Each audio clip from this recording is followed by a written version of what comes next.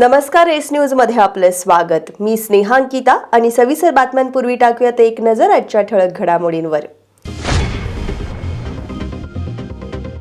कोल्हापूर शहरातील जिल्हाधिकारी कार्यालय परिसरातील अमेरिकन बंगलो नावाच्या सुमारे 57 एकर जागेत करवीर निवासिनी श्री अंबाबाईच्या भक्तांसाठी सुविधा उभारा, प्रजासत्ताक सामाजिक संस्थेची मागणी। इचलकरंजी शहरातील सिमेंट काँक्रीटच्या रस्त्याच्या खर्चात वाढ होण्याची कारणं जनतेसमोर जाहीर करा, शिवशाहू विकास आघाडीची मागणी। विरोधी पक्षनेते उदयसिंग पाटील यांच्यासह आघाडीच्या नगरसेवकांनी केली रस्त्यांच्या कामाची पाहणी। कागल तहसीलदार कार्यालयाच्या सेतू केंद्रातून वेळेत दाखले मिळत नसल्याच्या तक्रारी। तहसीलदार अमरदीप वाकडेंनी तक्रारींची दखल घेत केंद्राची पाहणी करून केंद्र चालकाला दिल्या सूचना। महामार्गासाठी केलेल्या वृक्षतोडीच्या बदल्यात वृक्ष लागवड केली जात नसल्याचा मुद्दा पावसाळी अधिवेशनात उपस्थित करू। वर्ल्ड फॉर नेचरच्या सदस्यांना काँग्रेसचे विधान परिषदेतील गटनेते आमदार सतेज पाटील यांची ग्वाही। आणि विनापरवाना साठा केलेले इंजेक्शन आणि औषधांचे नमुने तपासणीसाठी पाठवले। अन्न आणि औषध प्रशासनाचे सहाय्यक आयुक्त महेश कवटीकर यांची माहिती। हे आहे GTPL SPN डिजिटल नेटवर्क आणि आपण पाहत आहात चॅनल एस।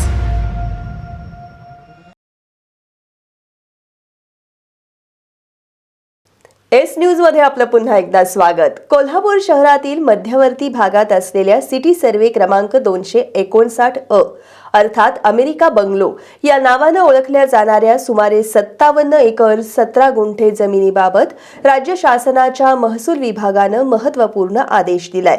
या आदेशानुसार ही जमीन खाजगी मालकीची नसून मूळतः भाडेपट्ट्यावर देण्यात आलेली असल्याचं स्पष्ट झालंय। या पार्श्वभूमीवर प्रजासत्ताक सामाजिक संघटनेचे दिलीप देसाई यांनी पत्रकार बैठक घेऊन या जागेवर करवीर निवासिनी श्री अंबाबाई मंदिराच्या भाविकांसाठी भक्त निवास, वाहनतळ आणि अन्य सार्वजनिक सुविधा उभारण्याची मागणी केली आहे। कोल्हापूर शहरातील अत्यंत मोक्याच्या ठिकाणी असलेली सिटी सर्वे क्रमांक 259 अ मधील जमीन अनेक वर्षांपासून वादाच्या केंद्रस्थानी आहे।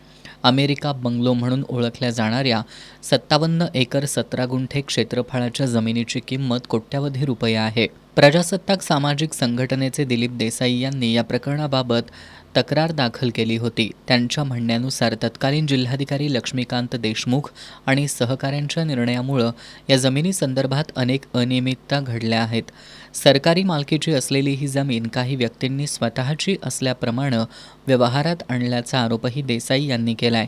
संबंधित जमीन तत्कालीन कोल्हापूर संस्थानं भाडेपट्ट्यावर दिली होती। तसंच अमेरिकन प्रेस्बिटेरियन मिशन किंवा इतर कोणत्याही संस्थेला या मालमत्तेवर हस्तांतरणीय हक्क नसल्याचं सिद्ध होत नसल्यानं ती खाजगी भूधारणा असल्याचा निष्कर्ष ग्राह्य धरता येत नाही, असं शासनाच्या पुनर्तपासणीतील निर्णयात नमूद करण्यात आले।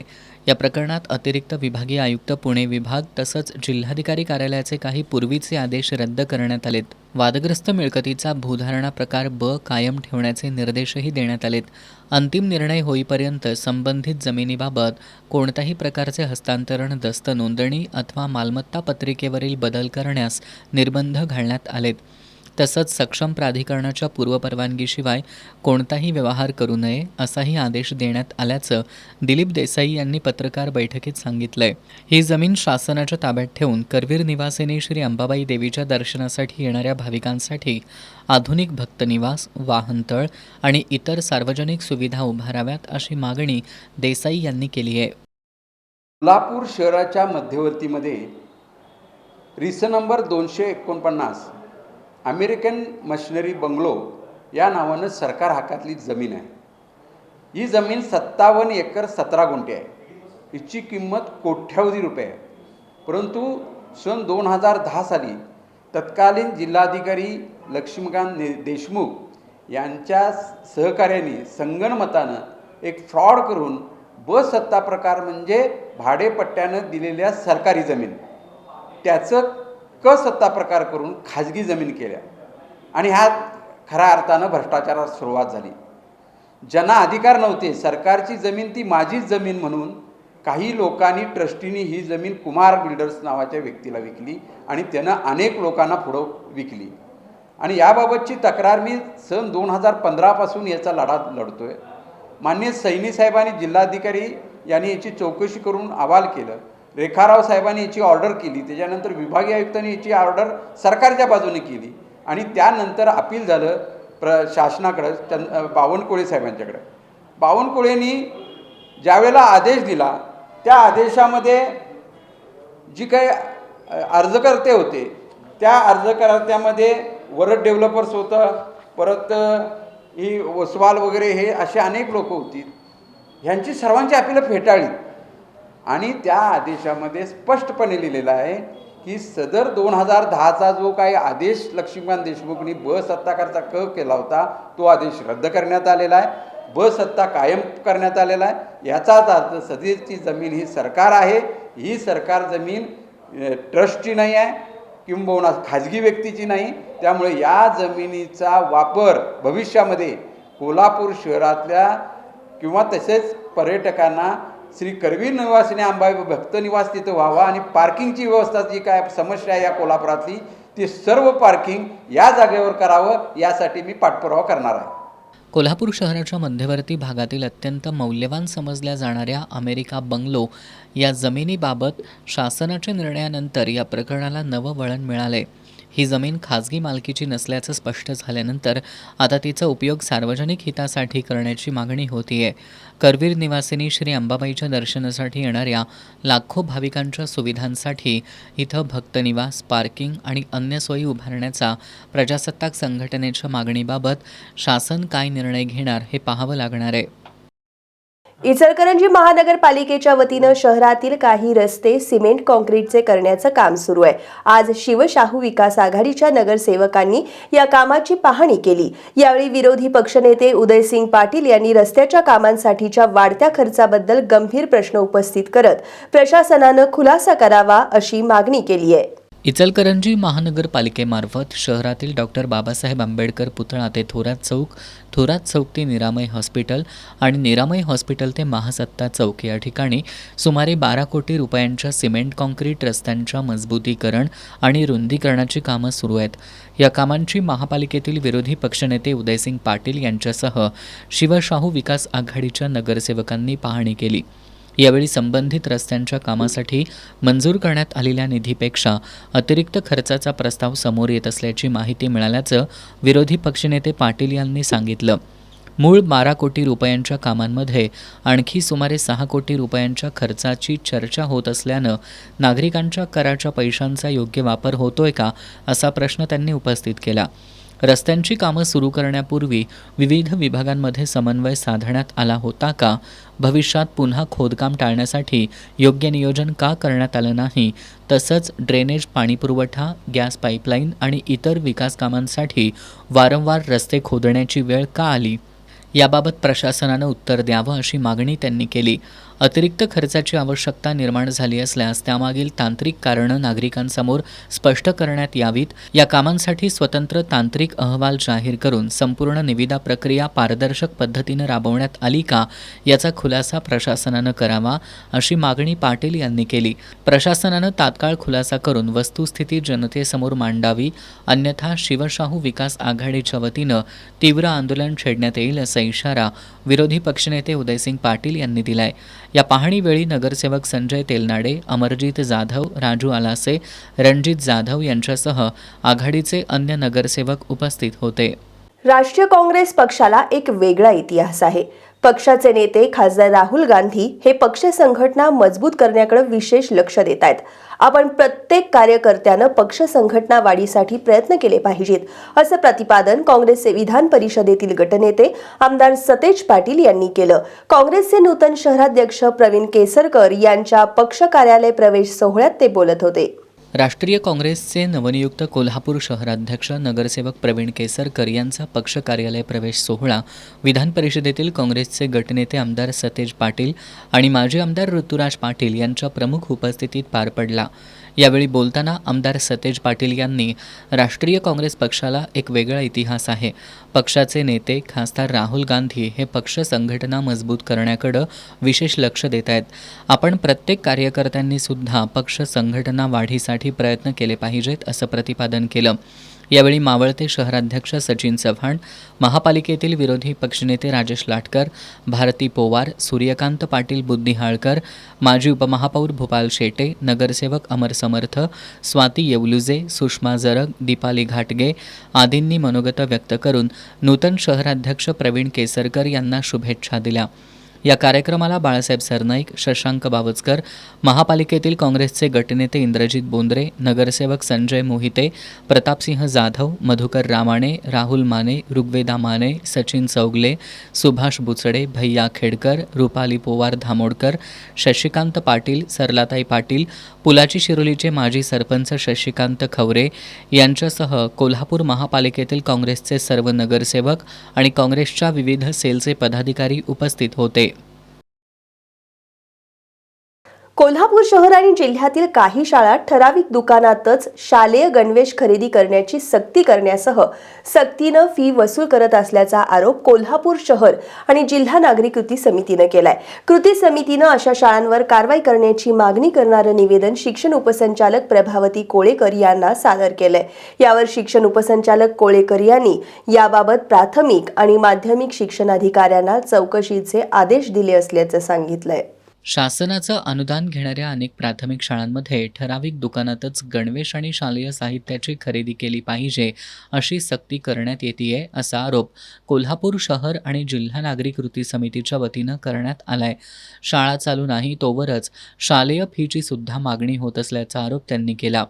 त्यामुळे या सगळ्याची सखोल चौकशी करत विद्यार्थी आणि पालकांना न्याय द्यावा अशी मागणी समितीच्या वतीनं शिक्षण उपसंचालक प्रभावती कोळेकर यांच्याकडे करण्यात आली आहे. त्याचबरोबर खाजगी अकॅडमीमुळं शिक्षण क्षेत्राच्या होत असलेल्या हानीबद्दल सुद्धा कृती समितीनं चिंता व्यक्त केली आहे. कृती समितीनं दिलेल्या निवेदनाची दखल घेत प्राथमिक आणि माध्यमिक शिक्षण अधिकाऱ्यांना चौकशीचे आदेश देण्यात आले असल्याचं शिक्षण उपसंचालक प्रभावती कोळेकर यांनी सांगितलं. यावेळी अशोक पोवार, रमेश मोरे, प्रकाश आमटे, लहुजी शिंदे, रवींद्र कांबळे, अमृत शिंदे, आदित्य बुलबुले, प्रसाद बुलबुले, राजाभाऊ मालेकर, महेश जाधव, प्राध्यापक शिवाजी पाटील, S.N. जोशी, अजित सासणे, चंद्रकांत पाटील, सदानंद सुर्वे, प्रसाद बुलबुले, कादर मलबारी, राजाराम कांबळे, राजेश वरक आदी उपस्थित होते. कोल्हापूर जिल्ह्यात 2022-23 ते 24-25 या कालावधीत रस्ते विकासासाठी तोडण्यात आलेल्या वृक्षांच्या बदल्यात नव्यानं वृक्ष लागवड करण्याच्या तरतुदीकडे राष्ट्रीय महामार्ग विभाग आणि भारतीय राष्ट्रीय महामार्ग प्राधिकरण दुर्लक्ष करत असल्याचा आरोप वर्ल्ड फॉर नेचरच्या सदस्यांनी केलाय. त्यांनी काँग्रेसचे विधान परिषदेतील गटनेते आमदार सतेज पाटील यांची भेट घेऊन याबाबत चर्चा केली. यावेळी आमदार सतेज पाटील यांनी रस्ते प्रकल्पासाठी होणारी वृक्षतोड आणि त्याबद्दल पुन्हा न होणारी वृक्ष लागवड हा विषय संपूर्ण राज्यातील पर्यावरणाच्या दृष्टीनं संवेदनशील आहे.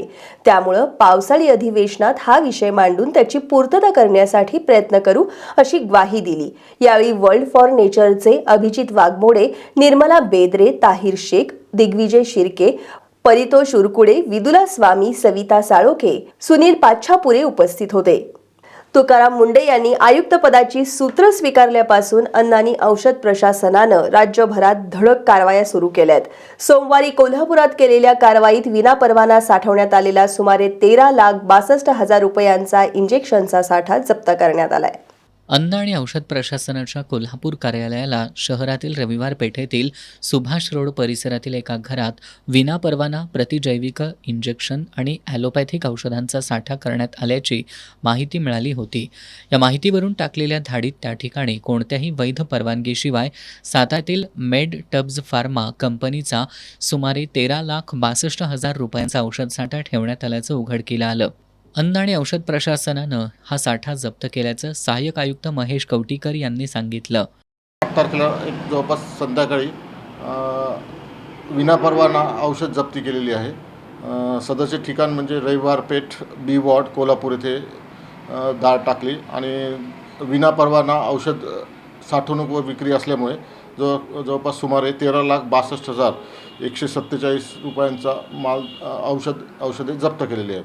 त्याच्यात प्रामुख्याने सदर याच्यामध्ये अँटीबायोटिक्सचे इंजेक्शन्स होते. सदरचा माल हा साताऱ्याची एक कंपनी होती, मेडिटॅप्स फार्मा प्रायव्हेट लिमिटेड. त्या कंपनीच्या थ्रू त्यांचे एरिया सेल्स मॅनेजर होते, त्यांच्या राहते गोडाऊनमध्ये हा औषध साठा ठेवलेला होता. तर आम्हाला माहिती मिळालेलीच होती, मग त्या पाळत ठेवून आम्ही त्याच्यावर कारवाई केलेली आहे. सर्वसामान्यांच्या आरोग्याशी खेळणारी अवैध औषध निर्मिती, साठवणूक किंवा विक्री कोणत्याही परिस्थितीत खपवून घेतली जाणार नाही, असा इशारा अन्न आणि औषध प्रशासनाचे सहाय्यक आयुक्त कवटीकर यांनी दिला आहे. जप्त केलेल्या औषधाबद्दल सॅम्पल ऑलरेडी आम्ही छत्रपती संभाजीनगरला पाठवण्यात आलेले आहेत. औषधाचे नमुनेचा अहवाल आल्यानंतर आणि ह्या औषधे जी साठवलेली होती त्याचा पुढील तपास करून त्याच्यात जे दोषी असतील त्यांच्यावर कायदेशीर कारवाई ही औषधे व सौंदर्य प्रसाधन कायदा 1940च्या अंतर्गत होत असते. आणि तसेच मी जनतेस आवाहन करतो की सस्पिशियस कुठे अशी काही ॲक्टिव्हिटी वाटल्यास आपल्यास ती कार्यालयाशी संपर्क साधावा व अचूक माहिती देण्यात यावी. कारण कार्यालयात फक्त मी आता सध्या एकटाच माणूस इथे कार्यरत आहे. फक्त एक औषध निरीक्षक जे की पुण्याहून येतात व ते मला थोडे मदतीला असतात. त्यामुळे अचूक माहिती देण्यात यावी. कोणी हेवे द्यावे किंवा हेवे द्याव्यापोटी कोणी खोटी तक्रार करू नये. अचूक माहिती असेल आणि तरच कार्यालयाशी संपर्क साधून पुढील माहिती देण्यात. अन्न आणि औषध प्रशासन विभागाचे आयुक्त तुकाराम मुंढे यांच्या निर्देशानुसार ही कारवाई करण्यात आली आहे. अन्न आणि औषध प्रशासनानं राज्यभर कारवायांचा धडाका लावला असून कोल्हापुरातही विनापरवाना औषध साठा आढळून आल्यामुळं खळबळ उडाली आहे.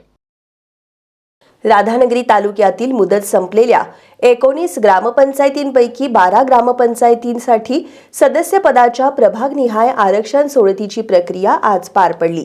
ज्या त्या ग्रामपंचायतींमध्ये ग्रामपंचायत प्रतिनिधी आणि ग्रामस्थांच्या उपस्थितीत ही सोडत काढण्यात आली. उद्या गुरुवारी उर्वरित 7 ग्रामपंचायतींच्या सदस्यपदांचं आरक्षण सोडत पद्धतीनं निश्चित करण्यात येणार आहे. राधानगरी तालुक्यातील 19 ग्रामपंचायतींची मुदत संपली आहे. यातील चाफोडीतर्फ ऐनघोल, राजापूर, पंडेवाडी, ऐनी, हळेवाडी, हेळेवाडी, बुजवडे, आणाजे, खिंडी भरवडे, कंथेवाडी, कळकवाडी, म्हासुर्ली, तळाशी आणि गौशी या 12 ग्रामपंचायतींच्या सदस्यपदासाठी आज सोडत पद्धतीनं प्रभागनिहाय आरक्षण निश्चित करण्यात आलं. या आरक्षण सोडतीमुळं ग्रामपंचायत निवडणुकांचं चित्र अधिक स्पष्ट झालंय. आरक्षण निश्चित झाल्यानंतर इच्छुक उमेदवारांनी निवडणुकीच्या तयारीला सुरुवात केली आहे. दरम्यान तालुक्यातील उर्वरित 7 ग्रामपंचायतींच्या सदस्यपद आरक्षणाची सोडत उद्या काढण्यात येणार आहे. महागाई नियंत्रणात आणून इंधनाचे दर कमी करावेत, पेन्शन योजनेतील अडचणी दूर कराव्यात आदी मागण्यांसाठी अखिल भारतीय जनवादी महिला संघटना आणि भारतीय कम्युनिस्ट पक्षाच्या वतीनं इचलकरंजी प्रांताधिकारी कार्यालयासमोर निदर्शनं करण्यात आली. यावेळी सरकार विरोधात जोरदार घोषणाबाजी करण्यात आली. पेट्रोल, डिझेल आणि घरगुती गॅसच्या वाढलेल्या दरांमुळं सर्वसामान्यांचं आर्थिक गणित कोलमडलंय.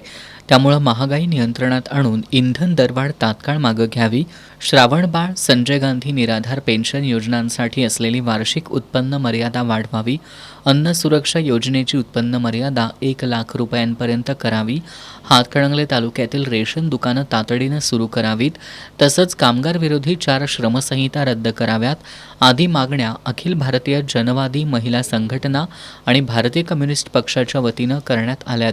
या मागण्यांसाठी इचलकरंजी प्रांताधिकारी कार्यालयासमोर निदर्शनं करत सरकारविरोधात घोषणाबाजी करण्यात आली.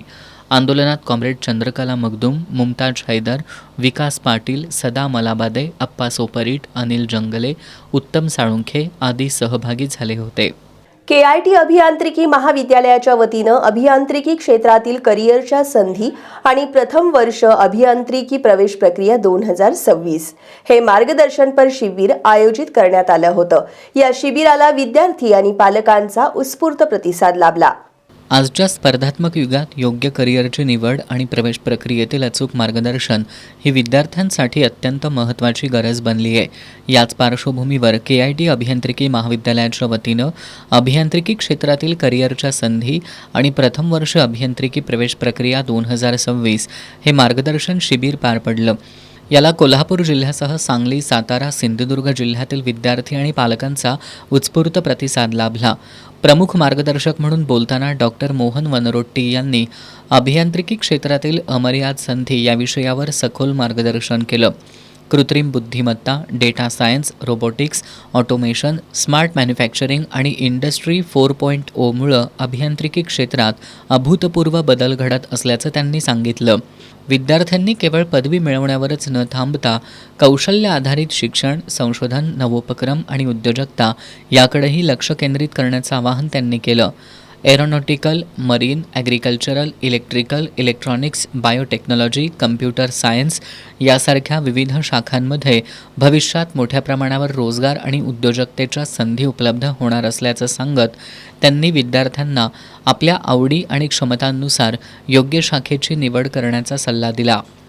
कार्यक्रमात प्रवेश प्रक्रिया अधिष्ठाता डॉक्टर महेश शिंदे यांनी केंद्रीय प्रवेश प्रक्रिया 2026 संदर्भातील सर्व महत्त्वाच्या बाबींचं सविस्तर मार्गदर्शन केलं. प्रवेश प्रक्रियेतील विविध टप्पे, आवश्यक कागदपत्र, बदललेले नियम, अर्ज भरण्याची पद्धत, ऑप्शन फॉर्मचं महत्त्व तसंच विद्यार्थ्यांनी घ्यावयाची काळजी याबाबत त्यांनी सखोल मार्गदर्शन केलं. प्रवेश प्रक्रियेतील छोट्याशा त्रुटीमुळं विद्यार्थ्यांचं मोठं नुकसान होऊ शकतं. त्यामुळं योग्य माहिती, योग्य वेळी आणि योग्य मार्गदर्शन मिळणं अत्यंत आवश्यक असल्याचं त्यांनी सांगितलं. यासह KITच्या माध्यमातून प्रवेश अर्ज भरण्यापासून ते अंतिम प्रवेश निश्चित होईपर्यंत सर्व प्रकारचं मार्गदर्शन आणि सहाय्य पूर्णपणे मोफत उपलब्ध करून दिलं जाणार असल्याची माहिती त्यांनी दिली. कार्यक्रमानंतर विद्यार्थी आणि पालकांनी उपस्थित केलेल्या प्रश्नांचं डॉक्टर मोहन वनरोट्टी आणि डॉक्टर महेश शिंदे यांनी निरसन केलं. कार्यक्रमाला संस्थेचे अध्यक्ष साजिद हुदली, सचिव दीपक चौगुले यांचं मार्गदर्शन लाभलं. यावेळी संस्थेचे उपाध्यक्ष सचिन मेनन, विश्वस्त Sunil Kulkarni, registrar doctor DG साठे, प्राध्यापक अमर टिकोळे, प्राध्यापिका श्रुती काशीद यांच्यासह विद्यार्थी, पालक उपस्थित होते. मनसे अध्यक्ष राज ठाकरे यांनी मनसे नेते बाळा नांदगावकर यांच्या वाढदिवसानिमित्त 12 जून रोजी कोल्हापुरातील गरीब विद्यार्थ्यांना शालेय साहित्य आणि गरजूंना जीवनावश्यक वस्तूंचं वाटप करण्यात येणार आहे. कोल्हापुरातील मनसेच्या वाहतूक सेनेच्या पदाधिकाऱ्यांनी पत्रकार बैठकीत ही माहिती दिली. महाराष्ट्र नवनिर्माण वाहतूक सेनेच्या वतीनं मनसे अध्यक्ष राज ठाकरे आणि नेते बाळा नांदगावकर यांच्या वाढदिवसानिमित्त कोल्हापुरात सामाजिक उपक्रमांचं आयोजन करण्यात आलंय. या उपक्रमांतर्गत 12 जून रोजी कोल्हापुरातील छत्रपती शिवाजी महाराज चौकात शहरातील गरीब विद्यार्थ्यांना शालेय साहित्य तसंच गरजू नागरिक, विविध सामाजिक संस्थांमधील लाभार्थ्यांना जीवनावश्यक वस्तूंचं वाटप करण्यात येणार आहे. मनसे वाहतूक सेनेचे राज्य उपाध्यक्ष राजू जाधव यांनी ही माहिती दिली. दरम्यान जाधव आणि सहकाऱ्यांनी नुकतीच मनसे अध्यक्ष राज ठाकरे यांच्या पत्नी शर्मिला ठाकरे आणि बाळा नांदगावकर यांची भेट घेतली. यावेळी आजपर्यंत केलेल्या उपक्रम पत्रिकेचं त्यांच्या हस्ते अनावरण करण्यात आल्याची माहिती पत्रकार बैठकीत देण्यात आली. पत्रकार बैठकीला विभाग अध्यक्ष अतुल भालकर, अभिजित राऊत, राहुल कुंभार यांच्यासह मनसेचे पदाधिकारी उपस्थित होते. घबाडकुंड हा मराठी चित्रपट 19 तारखेला प्रेक्षकांच्या भेटीला येतोय. या चित्रपटाच्या कलाकारांनी आज कोल्हापुरात माध्यमांशी संवाद साधत चित्रपटाच्या यशाचा दावा केला. नावाप्रमाणेच गूढ, रहस्यमयी आणि थरार असलेला घाबडकुंड हा मराठी चित्रपट 19 जूनला सर्वत्र प्रदर्शित होणार आहे. प्रीतम SK दिग्दर्शित आणि डॉक्टर रसिक कदम निर्मित या चित्रपटाचं लेखन संजय नवगिरे आणि अक्षय धरमपाल यांनी केलंय. या चित्रपटाच्या टीमनं आज कोल्हापुरात माध्यमांशी संवाद साधला. निर्माते डॉक्टर निकम यांनी जिथं भूतकाळातील काही न उलगडलेली रहस्य आजही जिवंत आहेत अशा ठिकाणाभोवती घाबडकुंडची कथा फिरत असल्याचं सांगितलं. या चित्रपटातून कल्पनेच्या पलीकडचं युनिव्हर्स मोठ्या पडद्यावर साकारलं असून घाबडकुंडमध्ये नेमकं काय रहस्य दडलंय हे प्रेक्षकांनी 19 जूनला मोठ्या पडद्यावरच पाहावं असं आवाहन डॉक्टर कदम यांनी केलं. अभिनेता देवदत्त नागे, शशांक शेंडे, संदीप पाठक, कुशल बद्रिके, योगेश तनपुरे, साहिल अनलदेवर, रॉकी देशमुख, अभिनेत्री वैष्णवी कल्याणकर, प्राजक्ता हनमघर, स्मिता पायगुडे अंजुटे, रॉकी देशमुख यांनी आपल्या भूमिकांबद्दल माहिती देत हा मराठीतील आजवरचा थरारपटांमधला एक वेगळा प्रयोग असल्याचं सांगितलं. आता जाणून घेऊयात महत्त्वाच्या घडामोडी संक्षिप्त स्वरूपात. फास्ट न्यूजचे प्रायोजक गोकुळ. बाळ, फ्रीजमधून श्रीखंड काढ ना. आम्ही पूर्वी घरीच बनवायचो श्रीखंड. त्याची चवच वेगळी होती. आता काय सगळं रेडीमेड.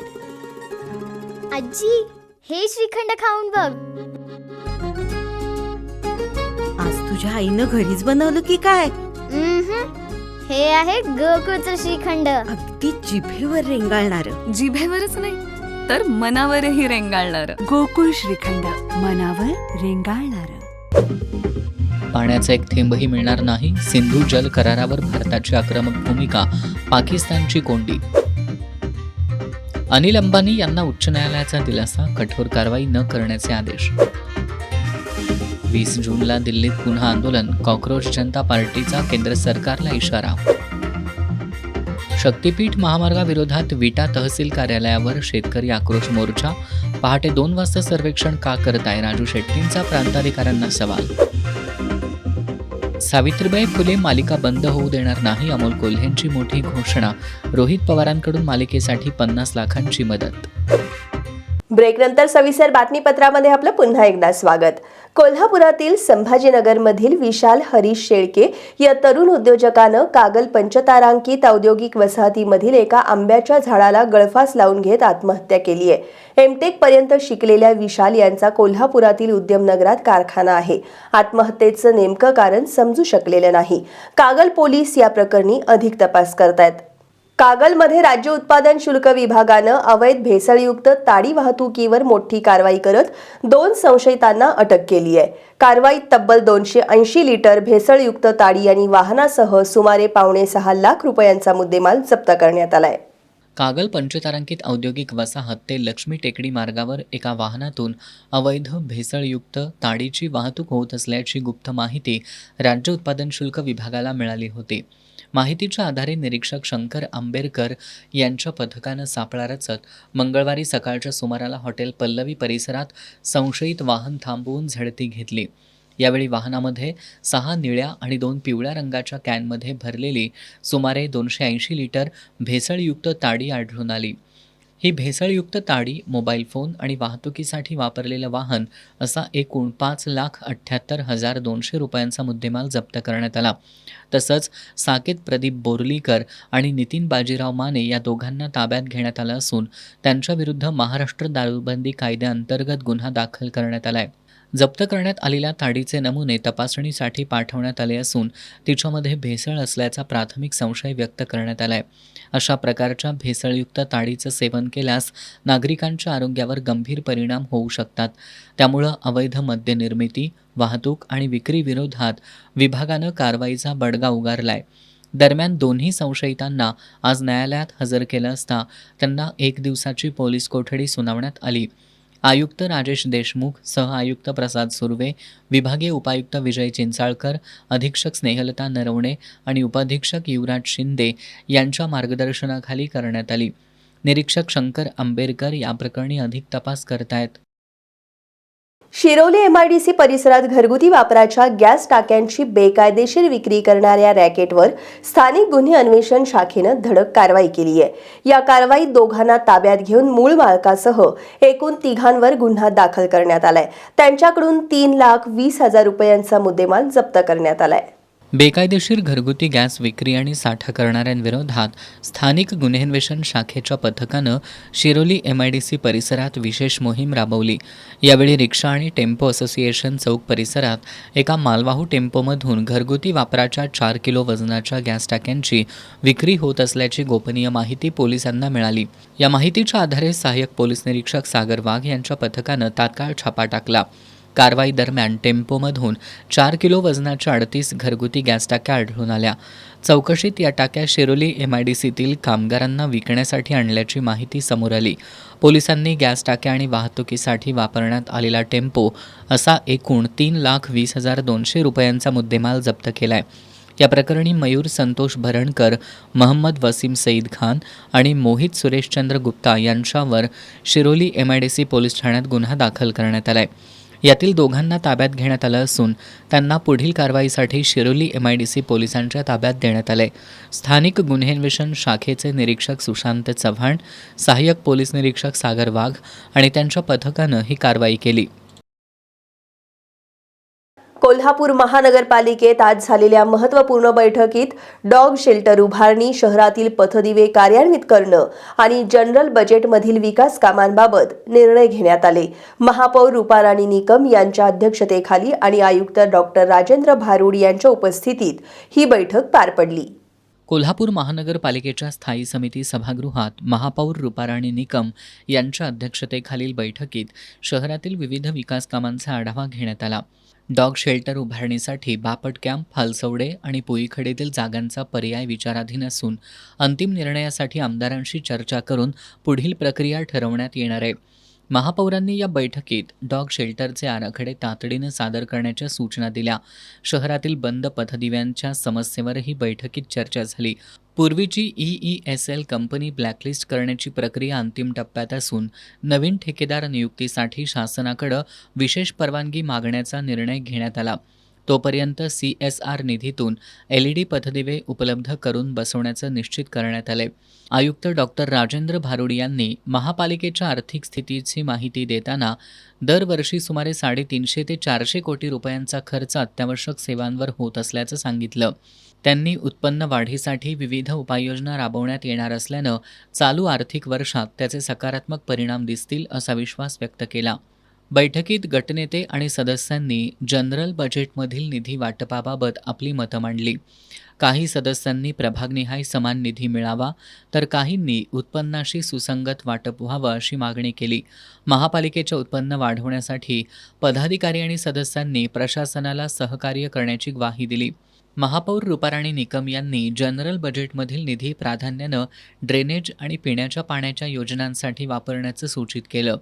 त्यांनी रस्त्यांची कामं शासनाच्या निधीतून करण्यावर भर देण्याचं स्पष्ट केलं. सदस्यांनी सुचवलेल्या विकास कामांची यादी प्रशासनाकडून तयार करून महापौरांकडे सादर करून त्यावर संयुक्त निर्णयानंतर निधी वितरणाबाबत अंतिम कार्यवाही केली जाईल असं या बैठकीत निश्चित करण्यात आलं. बैठकीला उपमहापौर अक्षय जरग, स्थायी समिती सभापती विशाल शिराळे, महिला आणि बालकल्याण समिती सभापती कौसर बागवान, उपसभापती दीपा ठाणेकर, सभागृह नेता मुरलीधर जाधव, प्रभाग समिती सभापती अनुराधा खेडकर, संजय मोहिते, अतिरिक्त आयुक्त रविकांत अडसूळ, शिल्पा दरेकर, गटनेते इंद्रजित बोंद्रे, उपायुक्त परितोष कंकाळ, किरणकुमार धनवाडे, सहाय्यक आयुक्त डॉक्टर विजय पाटील यांच्यासह अधिकारी उपस्थित होते. कागल तहसीलदार कार्यालयाकडील शाहू सेतू सेवा केंद्रातून दाखले वेळेत मिळत नसल्याच्या वाढत्या तक्रारींची दखल घेत तहसीलदार अमरदीप वाकडे यांनी अचानक सेतू सेवा केंद्राला भेट देऊन कामकाजाची पाहणी केली. प्रलंबित दाखले तातडीनं वितरित करण्याच्या सूचना देत वेळेत सेवा न दिल्यास सेतू केंद्राबाबत कठोर निर्णय घेतला जाईल असा इशारा त्यांनी दिला. शेवटी पुन्हा एक नजर आजच्या ठळक घडामोडींवर. कोल्हापूर शहरातील जिल्हाधिकारी कार्यालय परिसरातील अमेरिकन बंगलो नावाच्या सुमारे 57 एकर जागेत करवीर निवासिनी श्री अंबाबाईच्या भक्तांसाठी सुविधा उभारा, प्रजासत्ताक सामाजिक संस्थेची मागणी. इचलकरंजी शहरातील सिमेंट काँक्रीटच्या रस्त्याच्या खर्चात वाढ होण्याची कारणं जनतेसमोर जाहीर करा, शिवशाहू विकास आघाडीची मागणी. विरोधी पक्षनेते उदयसिंग पाटील यांच्यासह आघाडीच्या नगरसेवकांनी केली रस्त्यांच्या कामाची पाहणी. कागल तहसीलदार कार्यालयाच्या सेतू केंद्रातून वेळेत दाखले मिळत नसल्याच्या तक्रारी. तहसीलदार अमरदीप वाकडेंनी तक्रारींची दखल घेत केंद्राची पाहणी करून केंद्रचालकाला दिल्या सूचना. महामार्गासाठी केलेल्या वृक्षतोडीच्या बदल्यात वृक्ष लागवड केली जात नसल्याचा मुद्दा पावसाळी अधिवेशनात उपस्थित करू वर्ल्ड फॉर नेचरच्या सदस्यांना काँग्रेसचे विधान परिषदेतील गटनेते आमदार सतेज पाटील यांची ग्वाही. आणि विनापरवाना साठा केलेले इंजेक्शन आणि औषधांचे नमुने तपासणीसाठी पाठवले. अन्न आणि औषध प्रशासनाचे सहाय्यक आयुक्त महेश कवटीकर यांची माहिती. आणि याबरोबरच आजचं बातमीपत्र संपलं. नमस्कार.